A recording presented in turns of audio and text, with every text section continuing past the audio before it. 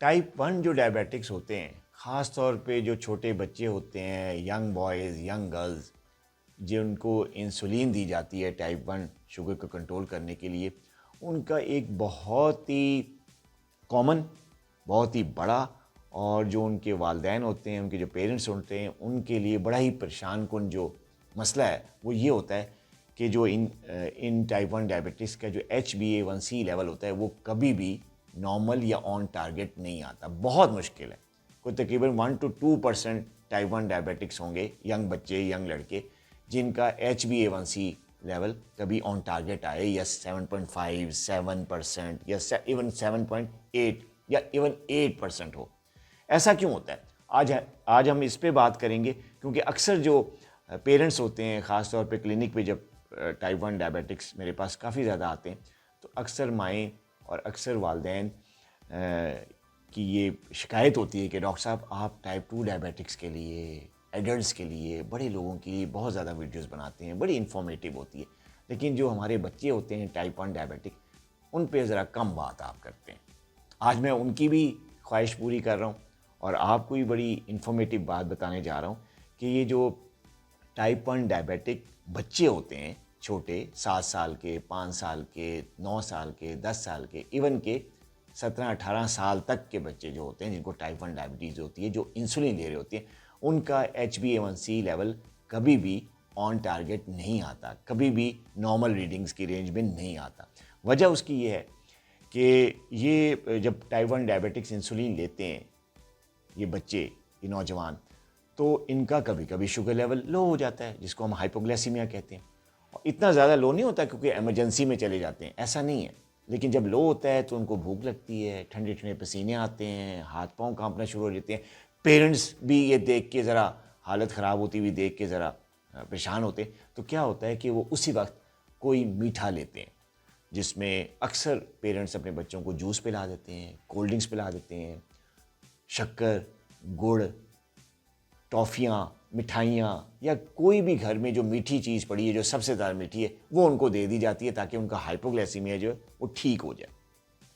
अच्छा, अब जब ये हाइपोग्लाइसीमिया ठीक होता है तो ज़ाहिर है मीठा लिया होता है तो शुगर स्पाइक करती है, इवन के 200-250 या 300 लेवल तक शुगर लेवल पहुंच जाता है, अक्सर जब मीठा ज़्यादा लिया जाता है हाइपोग्लाइसीमिया को करेक्ट करने के लिए।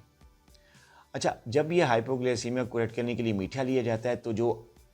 HbA1c है, उसमें जो हीमोग्लोबिन है, जहाँ से HbA1c लेवल को कैलकुलेट किया जाता है मशीन के ज़रिए, वहाँ पे ये प्रिंट हो जाता है लेवल हाई।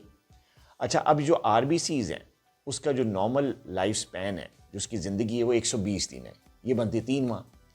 अब जब तक नया RBCs नहीं बनेगा 3 माह के बाद, या नए रेड ब्लड सेल्स नहीं आएंगे ब्लड में, तो जो भी हाइपरग्लाइसीमिया हुआ है या जो भी हाइपोग्लाइसीमिया करेक्ट करने के लिए मीठा लिया है, या जब भी मीठा लिया, चाहे 1-2 दफ़ा ही क्यों ना लिया हो 3 महीने में, शुगर लेवल हाई आएगा और वो प्रिंट हो जाएगा RBCs पे, हीमोग्लोबिन पे, और वो 3 महीने के अंदर अगर आप उसको टेस्ट को कराएंगे तो हमेशा HbA1c हाई आएगी, इवन के 1-2 दफ़ा ही क्यों ना शुगर लेवल हाई हुआ हो। अच्छा, अब जो ये जो जब आप अब क्योंकि जो टाइप 1 डायबिटिक्स होते हैं उनका अक्सर इंसुलिन लगाते हैं, तो अक्सर उनको मीठे की क्रेविंग भी होती है इंसुलिन की वजह से, तो वो अक्सर मीठा भी खा लेते हैं, और ऐसा मीठा खाते हैं जो उनको मना होता है, जैसे मिठाइयाँ हैं, बेकरी स्टफ़ है, केक्स हैं, पेस्ट्रीज़ हैं।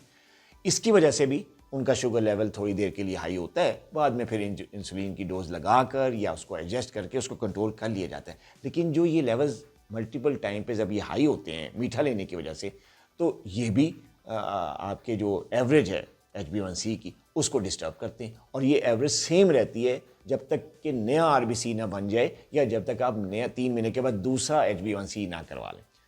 तो इसी वजह से जो टाइप 1 डायबिटिक्स होते हैं उनके लिए मेरी रिक्वेस्ट है, और मैं अक्सर अपने टाइप 1 बच्चों को और उनके पेरेंट्स को ये कहता हूँ कि आप HbA1c की वजह से ज़्यादा परेशान मत हों। आपने जो चीज़ मॉनिटर करनी है अपने बच्चे के लिए, अपनी बच्ची के लिए, शुगर मॉनिटरिंग के लिए, शुगर कंट्रोल करने के लिए, आपने मॉनिटर करनी है उनका फास्टिंग लेवल, और उनके खाने के 2 घंटे के बाद का लेवल, और हर खाने से पहले का लेवल। ये 2-3 लेवल अपने ग्लूकोमीटर से या लेबॉरेटरी से चेक करा के आपने इनको मॉनिटर करना है, बजाय ये कि आप HbA1c लेवल करवाते फिरें और उस पर तवज्जो दें, उसकी वजह से टेंशन में आए। नहीं, आपने इन लेवल्स को फास्टिंग, खाने के 2 घंटे के बाद, खाने से पहले, इन 3-4 लेवल्स को मॉनिटर करना है और इन लेवल्स को अंडर नॉर्मल टारगेट रेंज, जैसे कि फास्टिंग लेवल है तो फास्टिंग बच्चों का जो फास्टिंग शुगर लेवल है वो अगर